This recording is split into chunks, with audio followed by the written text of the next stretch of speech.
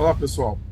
No tempo que nós estamos gravando este vídeo, faltam aproximadamente 30 dias para a prova discursiva da ANAC, aquela que a gente está treinando, né, com as redações. Muitos alunos aí têm dado um grande esforço, né?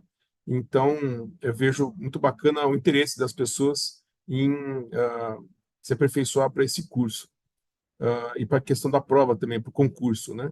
Mas também para quem quer trabalhar na aviação e busca uma vaga, uma oportunidade de trabalho com esse assunto tão importante que é o SGSO, eu trago para vocês no dia de hoje um caso que eu acho muito provável de cair na prova da ANAC, e ele se relaciona a um assunto não muito comum no dia a dia das pessoas, porque ele é novo, né? Trata da subparte K do RBAC 91. Esse é uma modificação que surgiu em 2021. A ANAC adequou a regulamentação para atender uma grande fatia de mercado, uma necessidade de mercado importante. Falava sobre a propriedade compartilhada de aeronaves, né? Então, eu vou apresentar para vocês, né? Isso que serve de motivação para, se a prova da ANAC discursiva falar sobre esse assunto. É um assunto importante, que está, de certa forma, na moda hoje na aviação, porque muitas empresas estão oferecendo o serviço de propriedade compartilhada, e ele difere um pouco de um táxi aéreo convencional, tem algumas peculiaridades importantes que a gente tem que saber. Então, é importante que eu compartilhe com vocês essa possibilidade aqui no concurso da ANAC, mas também para quem está buscando uma oportunidade de trabalho, eu vejo uma grande oportunidade de, se você conhecer como que a propriedade compartilhada ela é importante do ponto de vista de SGCO. Bom, então a gente começa com a propriedade de aeronave particular, que é regulamentado pelo RBAC 91. Precisa ter SGSO? Veja só que assunto interessante, né? Você compra a sua aeronave, né? Você precisa ter SGSO? Olha só, qual que é a resposta? A resposta é sim, né? Se você compra a sua própria aeronave, você vai voar ela sozinho, daí não, né? Mas onde que é necessário? Para quem for um operador RBAC 91, ou seja, você compra a sua aeronave, mas não sozinho, né? Suponha que você faz parte de um condomínio, que a gente chama, né? Então, você comprou a fração ideal de uma aeronave, um sexto, né? Um quinto, um quarto da aeronave, uma fração do que seria a aeronave, e aí você vai dividir aquela propriedade com outras pessoas, né? Isso que nós chamamos de subparte K do RBAC 91. E a propriedade compartilhada, essa sim necessita ter uma estrutura de SGSO. Vamos ver então como é que funciona. O condomínio de operadores de aeronave, né, que é o que eu estava falando agora, cada um detém a propriedade de uma fração da aeronave, né, ou de um conjunto de aeronaves. Então, suponha que junta algumas pessoas para dividir a propriedade de três aeronaves, né, seja um helicóptero, um turbohélice e um jato executivo. Então, essas pessoas, cada uma vai deter a porcentagem ideal, né, dessas três aeronaves. Isso vai ser rateado entre todos os proprietários, que nós chamamos de condôminos, né? E aí existe uma regulamentação importante que a ANAC desenvolveu para que seja respeitado e seguido, né, por essas pessoas que vão compartilhar essa aeronave. A coisa ela é bem organizadinha. Vamos ver como é que funciona. É mais ou menos assim, ó. Eu fiz aqui um desenho rápido para poder ilustrar para vocês o que a ANAC chama de, na subparte K, o administrador de programa. Então, suponha que é uma empresa, né, que é esse prédiozinho aqui, enfim, essa casinha aqui, e essa empresa, né, ela administra um condomínio de aeronaves, né? Então, suponha que seja um jato, dois helicópteros, uma aeronave turbohélice, e ela vai dividir essa propriedade entre algumas pessoas, né? Alguns condôminos que a gente chama, né? Então, você vai ter aí o pessoal que é da música sertaneja, empresários, né?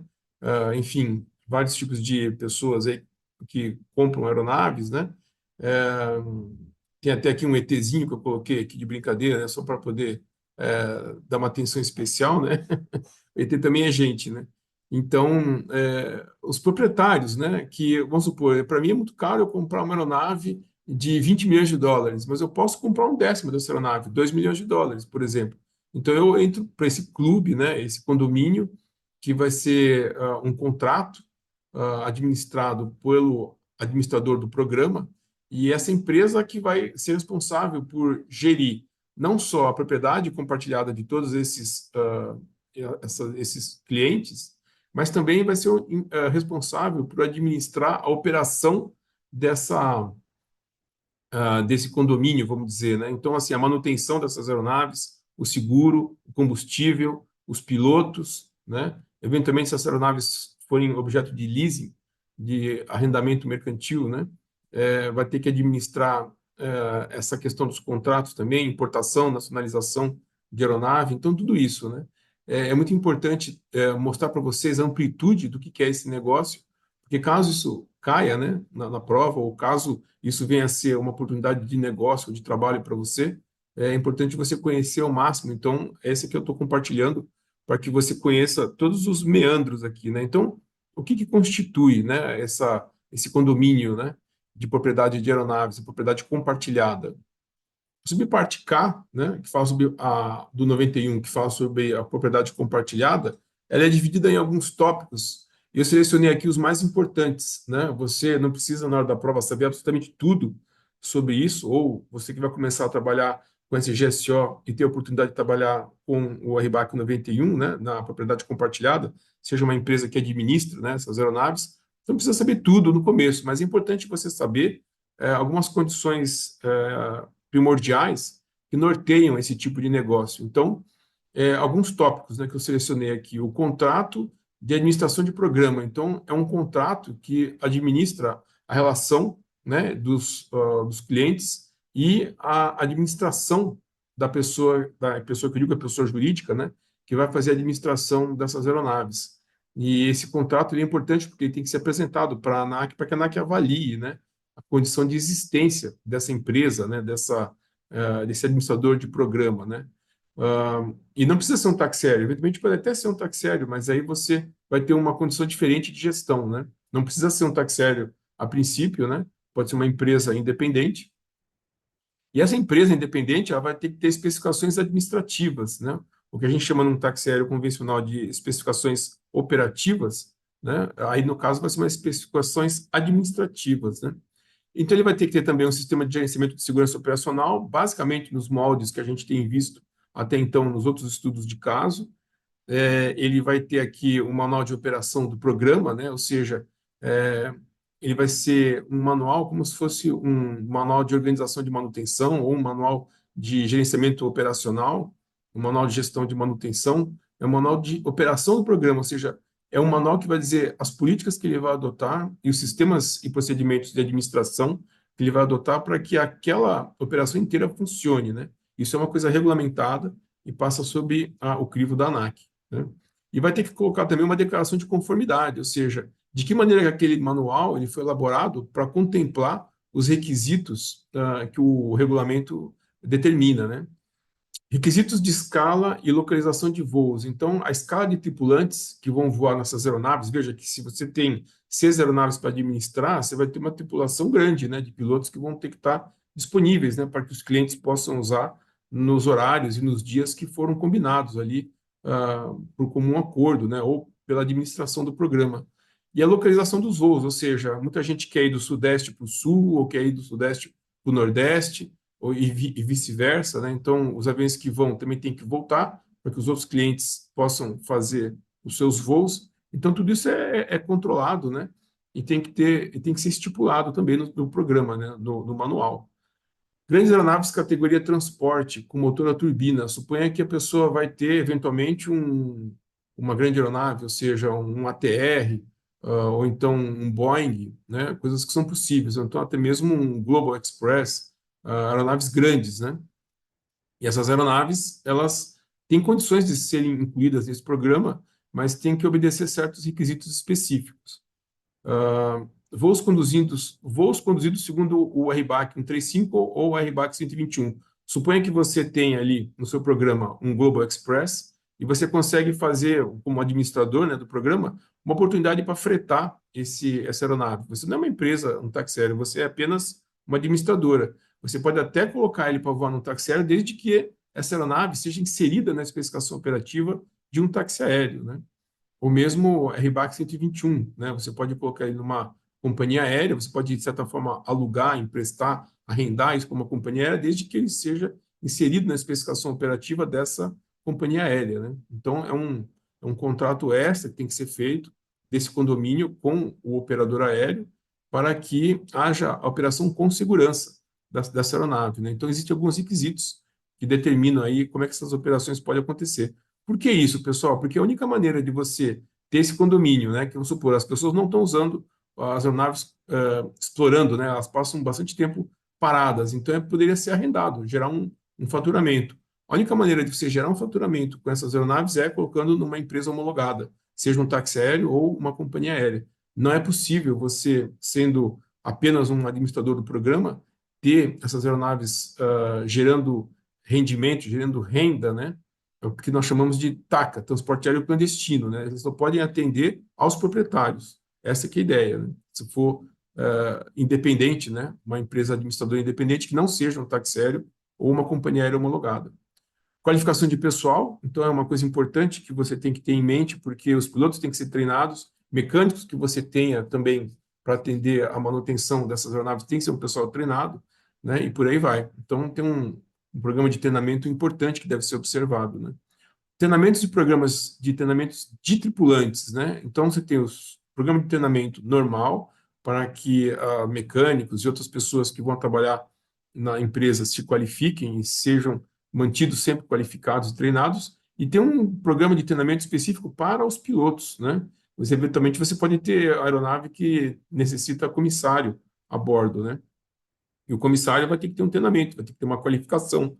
E apesar de não ser um taxiário ou uma companhia aérea, você vai ter que ter regras que qualifiquem esse comissário, né? Então, isso é importante também, assim como os tripulantes, né? Todos os treinamentos que seriam necessários para um operador aéreo, essa empresa vai ter que ter, porque ela vai operar aeronaves categoria específica, né? Aeronaves tipo, aeronaves que determinam um certo padrão operacional específico, né? Manutenção de aeronaves e conservação dos registros. Aí vem uma parte importante. A manutenção das aeronaves vai ser responsabilidade desse administrador do programa, de ninguém mais, né? Essa empresa que vai ser o operador do programa da propriedade compartilhada, ela vai ser responsável pela manter essas aeronaves, que a gente chama de aeronavegáveis, ou seja, em condições de voo, com manutenção adequada, necessária, e sempre em dia, né? Da mesma forma, os registros dessas manutenções, seja na parte de táxi aéreo, as cadernetas, né, seja nas partes de companhias aéreas, registros de manutenção, ordens de serviço, né, tudo isso aí tem que estar em dia, tem que ser conservado de maneira adequada, e isso vai ser também objeto do seu manual de operação do programa, né? E o pessoal requerido, veja só que interessante, no pessoal requerido você vai ter, por regulamentação, né, necessidade da regulamentação, um gestor responsável, que é basicamente muito parecido com os outros PSAC, né, que a gente vem estudando, e vai ter que ter um gestor de operações, um gerente de operações, um diretor de operações, um diretor ou gerente de manutenção e um RSO, né, um gerente de segurança operacional. Esses cargos são cargos mínimos requeridos para que você consiga ter a aprovação dessa operação perante a autoridade aeronáutica, perante a ANAC.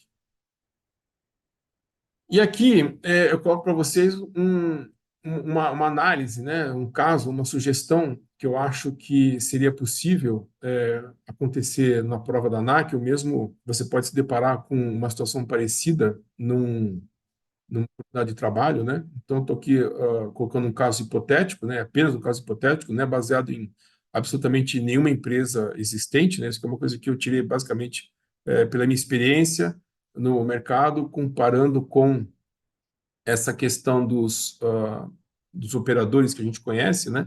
Então, isso aqui eu acho que seria uma questão plausível de cair na prova, porque ela reflete a realidade do mercado, né?